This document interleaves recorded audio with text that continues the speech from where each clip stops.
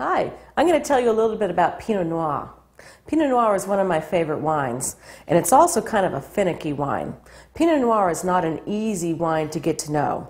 It's kind of like your mystery man in a glass. But once you get to know it, it's worth it. Pinot Noir starts its finicky lifestyle in the vineyard. It's native to a region in France called Burgundy. So red Burgundy is always Pinot Noir. Now from Burgundy, it traveled to Oregon in America. And in Oregon, especially Oregon's Willamette Valley, they make Pinot Noirs that rival those of Burgundy. And as a matter of fact, sometimes Oregon's Willamette Valley is called Burgundy West.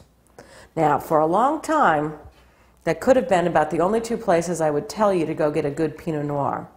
However, nowadays, we're also making an excellent Pinot Noir in California, although it has to be a cool region in California. And the cooler regions of California are generally the Central Coast, the Russian River Valley, and maybe up north in the Anderson Valley.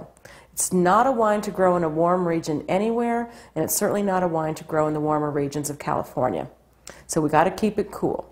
So we've got Burgundy, Willamette Valley in Oregon, we've got the cooler regions of California, and now, within the last 10 years, we have one other region in the world that makes a good Pinot Noir.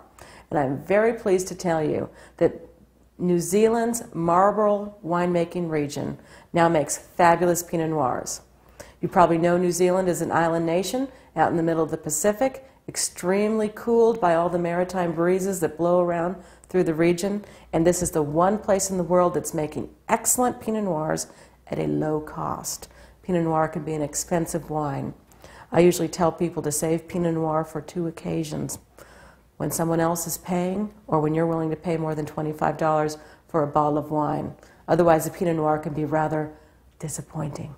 But keep to those four regions, get a good bottle of Pinot Noir, and be prepared for an earthy aroma in the middle, surrounded by swirling red fruits of cranberry, blueberry, raspberry, strawberry, maybe a little bit of spice at the top, a little bit of nutmeg and clove, a little bit of floral like rose or violet, an amazing, almost sensual experience in your glass of Pinot Noir. It's a good wine for seduction, but make sure to serve it with something nice and medium-bodied: pork, chicken, turkey, or maybe even salmon, which is one of my favorite combinations. Pinot Noir and salmon can break the rule about red wine and fish because it's nice and medium in body. Enjoy Pinot Noir. It's one of my favorite wines.